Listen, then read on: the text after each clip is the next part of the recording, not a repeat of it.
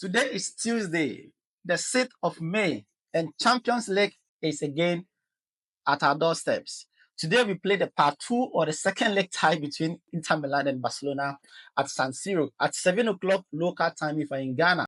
Welcome guys to the channel. If you're new to the channel, subscribe to this channel, like this video, share this video, and leave your comment in the comment section down below. Let's get into the match build-up for this tie. Now, the referee for this game happens to be Messiniak, who is a Polish referee. He is noted to be one of the best referees in Europe in terms of Champions League football. Now, rumors have it on social media that this referee is a Real Madrid fan because they've seen him a couple of times in a toiletry bag branded Madrid. We are not going to go into referee issues. This is Barcelona this season. We don't complain about referees, unlike our crybabies rivals, Real Madrid, who do this almost all the time on their television. Hansi Flick was asked about the atmosphere in the dressing room. He mentioned or answered that, should I put more pressure on the players? I don't think so. We've won 2 titles. Nobody knew at the start of the season how we would be now. And that is entirely true. I agree with Hansi Flick. In fact, when he took over from Xavi Hernandez, we heard Xavi complain a lot about the squad depth and how the squad are not good enough to compete in Europe coming this season. Denzel Dumfries was the biggest threat for Barcelona in the first leg, scoring 2 goals and posing a threat from the right flank as well as in set pieces situation. Now, on how the Catalans plan to deal with this tomorrow, Hansi Flick answered that with the staff, we analyzed everything. We have to defend much better, and there might be some changes. That's far I can go. Now, he also mentioned that I don't focus on specific player. I always look at the team in this situation. That is referring to Inter Milan as a whole.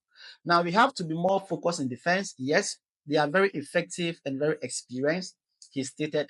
He also gave a glimpse of what we have to see with players returning from injury. Now, Rebel Lewandowski earned his medical clearance earlier today and has been named in the Barcelona squad for the trip to Milan. Providing an update on the veteran striker, Flick said Lewandowski is feeling good and can be available on the bench if we need him. Yeah, I don't see Hansi Flick starting Lewandowski in this game. I think Ferran Torres have been good. Anytime he's been called upon, he delivered at his best. And maybe he can come off the bench in the second half to really help the team to win against Inter Milan. On the performance of Lamine Yamal, the 60-year-old tactician added, I've been here for 8 months now. I'm already familiar with Lamine Yamal. He's a genius at 17 years. He's incredible. But for me, it's all about the team. I want players to be at their highest level. This is what Hansi Flick said. When he was asked if not having enough experience in a squad could be a problem for the semi-final second leg, Hansi Flick said, we've won 2 titles this season. Every player improves when they play this type of matches. For a player, there should be no pressure. You have to enjoy the semi-final and show your teammates how good you are. You must not give up. This is what he said about the teams or the inexperienced players on a squad. Now, discussing the absence of key defenders like Jules Koundé, Alejandro Balde, on how Barcelona can make up for their absence, Hansi Flick said, injuries can't be changed. The absence of Jules Koundé and Balde are important, but Eric, Hector, Araujo can play.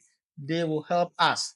I beg you in the name of God, Hansi Flick, do not put Hector Fort at right back.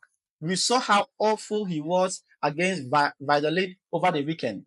This guy couldn't even defend against a relegated side like Valladolid, who have been poor or awful this season. Araujo will do fine at right back, and I think Eric Garcia will also do fine at right back, but definitely not Hector Fort. Now, he was asked if there were any motivational messages or videos for the players leading to this game, and he replied, the players have to enjoy this match. I want them to play without pressure. I see good dynamics, connection between players. I think they are playing very well. We have to show it. Football is very complex, and you have to take many factors into account.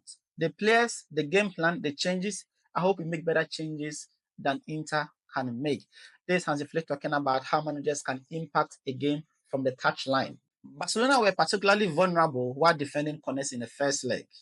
And whether one of the strategies to avoid such a situation was to ensure they do not concede corners, Hansi Flick replied. Now, they have fantastic players up front. We we also have to stop their build-up phase. The players have to show how good they are. That's football. It would be a good idea, yes. You have to talk about it, and the players know what they have to do. Now, if we've watched Barcelona this season on how we defend set pieces or corners, which is quite awful because we normally go 1v1 against teams. Now, seeing that we have a lot of teams on our team, and then we have players with very short height on our team, I would advise that we don't go for the 1v1 in the second leg against Inter Milan.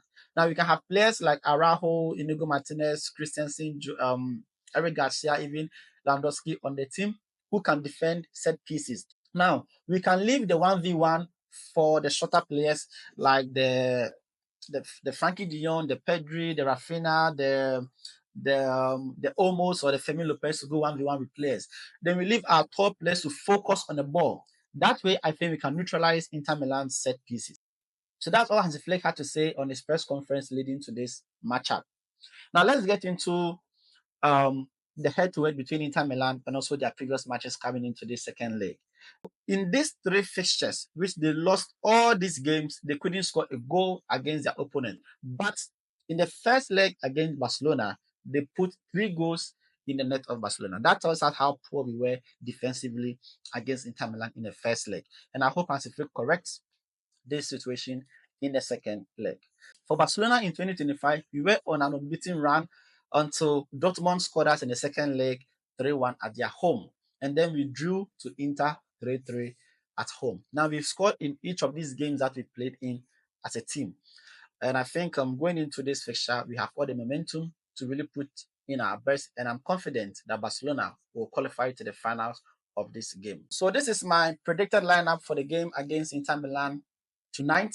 I would like to see Szczesny in goal, Araujo at right back, Pakubasi back in the lineup with Christensen as a centre back pairing, and also Inigo Martinez at left back.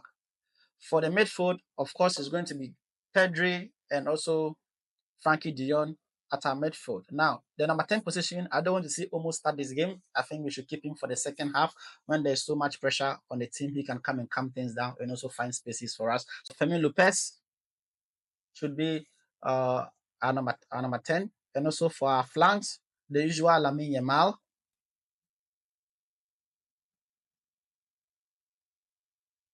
And then Rafinha on our flanks for us. And then for the strikers position, we have Ferran Torres to be there. Maybe in the second half, we can have Lewandowski come in for Torres and also Olmo for Lopez. We can have Gavi for De Jong, depending on who is tired. But I think Pedri is going to play the entire game. And then, yeah, I think this will do us good because we can have all these top players like Araujo, Christensen, Martinez, and also Lewandowski helping us in the defense for corner kicks or set pieces against Inter Milan. Now, my prediction for this game, I think Barcelona will win 2-1 against Inter Milan. Yeah, we score 2 goals definitely. Inter definitely has a goal in this game, but I'm sure Barcelona will go past them to qualify to the finals of this campaign. That'll be all for my match analysis on this game. I'll see you guys after the match for the post-match analysis. Stay tuned. Visca Basa.